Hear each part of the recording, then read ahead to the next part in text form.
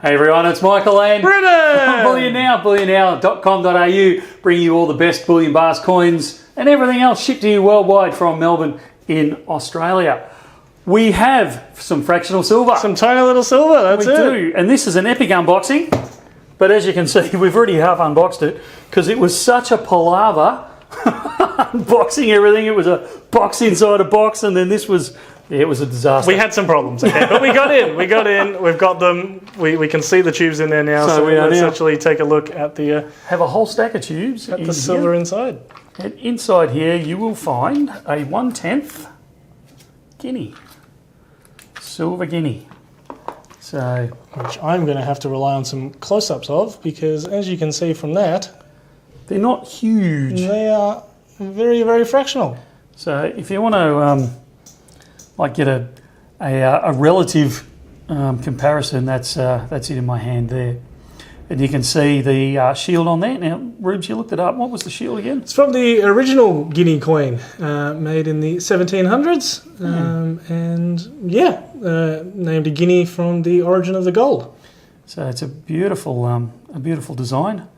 And then over on the obverse side, you've got Queen Elizabeth still. This is a 2022 year Guinea, for want of a better 1/10 Guinea, and you can see around the outside is from St Helena, and it also mentions the East India Company there, which is the one of the oldest companies out there. Very synonymous with that kind of area of the world, that kind of, you know, I liken it very much to that kind of, you know, the pirate age kind of thing. If you've seen the Pirates of the Caribbean, you know, all those kind of eras, the East India Trading Company plays a very big role. They do. So look, these are a great fractional silver to get. They are 1/10 of an ounce of silver. They are actually legal tender. Obviously not in Australia, in St Helena. 1/10 of a pound. Well, they express that really oddly. So they put a pound signature and put 0.10 rather than putting 10p, I'd assume. Yeah. For it. Now, because they are fractional, this is the same as every other. You know, the smaller you go, the dearer it becomes. The bigger you go, the more bulky you get, the cheaper it becomes. So you are going to be paying, and I haven't looked it up yet, but you are going to be paying a higher amount for these because they are fractional. So if you compare them to a 1 ounce, again, I don't know because I haven't done the numbers, but you might be paying $60, $70, $80 an ounce for them, even $90 an ounce for them, but on an individual coin basis, because they're fractional, you know, they'll work out to be that $7, $8, $9 each. So don't be shocked by the price. They are a great way to get fractional. They are a great fractional coin. Just don't multiply it out. It's the same as gold though. If you buy a 1 gram, it works out to be a ridiculous price when you compare it to an ounce. I don't expect you to go into the full argument right here and now, but why would someone buy fractional then if it is going to work out more expensive? Just a quick rundown. Look, there's a whole variety of reasons. One, because they're cool. I mean, there is that. There is that. It's also really good for presents and things like that, for generating interest. So you've got kids, grandkids, the neighbours, you know, workmates, whatever it is. You can give them a present, and it's only I really should have looked this up before I went online. It's less than $10, I'm fairly sure. Present that you can give away that doesn't hurt the wallet, you know, too much, and you're still giving them some precious metal.